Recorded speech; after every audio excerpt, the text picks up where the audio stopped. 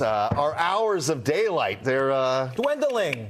shrinking. At least with the sunlight, so maybe we should just depend on the moonlight to set the vibes and get us going. No, we are losing hours of daylight, of course, as that summer solstice comes to a close, although there's plenty of time still for the summer, technically, until we get to the months of September, of course.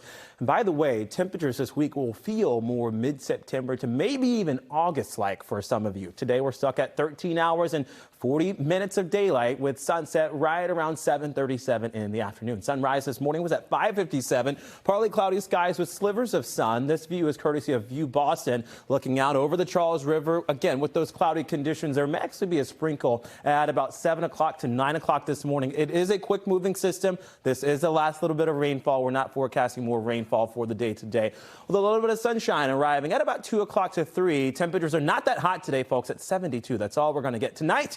We're down to 56 nice and comfortable degrees with lower humidity. I think, by the way, if you're trying to go for a run or walk the dog and you're trying to decide, is it morning, is it afternoon, is it evening, which is better?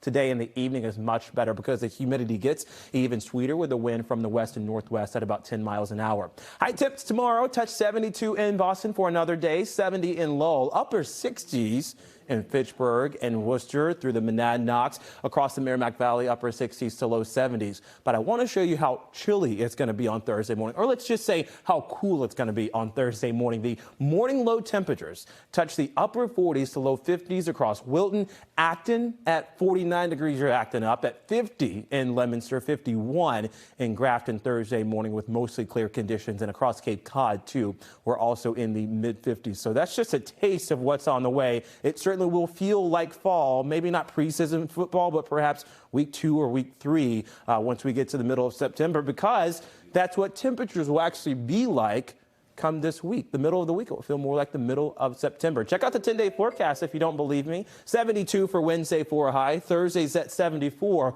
Remember, both of those mornings, those are the days before you go to bed. You want to open up the windows, let in the fresh air. If you've got a Jeep, take the doors off. It will be nice and comfortable. There's a minimal chance of rainfall both days. In fact, I think most of that is across northern New England as that upper level low. This pesky system just hangs out overhead. Friday, we hit the weekend. Temperatures are back into the seasonable range in the low 80s to upper 70s with partly cloudy skies on Saturday and Sunday. Next week, I think overall we are this dry. There may be a spot shower or two on Sunday and then again on Monday, but we'll worry about that when we get there.